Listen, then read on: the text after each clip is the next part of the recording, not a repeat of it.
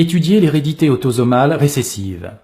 Prenons l'arbre généalogique de cette famille touchée par la mucoviscidose. Les femmes sont représentées par des ronds, les hommes par des carrés. Un individu sain est représenté par un rond ou un carré blanc. Un individu malade ou atteint d'une anomalie est représenté par un rond ou un carré noir. La mucoviscidose est une maladie héréditaire récessive. On peut remarquer que les enfants malades, par exemple 2,7 et 2,8, ont des parents sains, 1,3 et 1,4.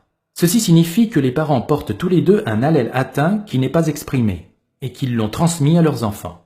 La mucoviscidose est une maladie autosomale, c'est-à-dire que l'allèle atteint est porté par un autosome, chromosome non sexuel. Comment peut-on le démontrer ?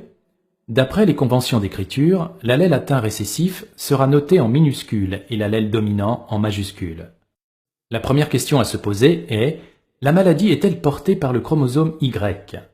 En observant l'arbre, on remarque que les filles peuvent être atteintes. La réponse est donc non. La maladie n'est pas portée par le chromosome Y. La deuxième question est: la maladie est-elle portée par le chromosome X ? On va supposer que la réponse est oui. Dans ce cas, on écrit les génotypes des enfants atteints.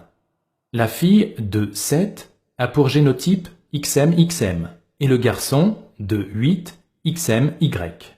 La fille a donc reçu un allèle XM de son père. Celui-ci aurait donc comme génotype XM-Y et serait malade. Or, on remarque que ce père est sain, car est blanc. Donc la maladie ne peut pas être portée par le chromosome X. La mucoviscidose est bien une maladie autosomale récessive. Nous pouvons donc écrire les génotypes de la famille. Les enfants 2,7 et 2,8 sont malades, donc ils portent les deux allèles atteints. Leur génotype est MM. Les parents 1,3 et 1,4 sont sains, mais porteurs de la maladie. Leur génotype est SM. Les enfants 2,5 et 2,6 sont sains. Leurs génotypes sont soit SM, soit SS.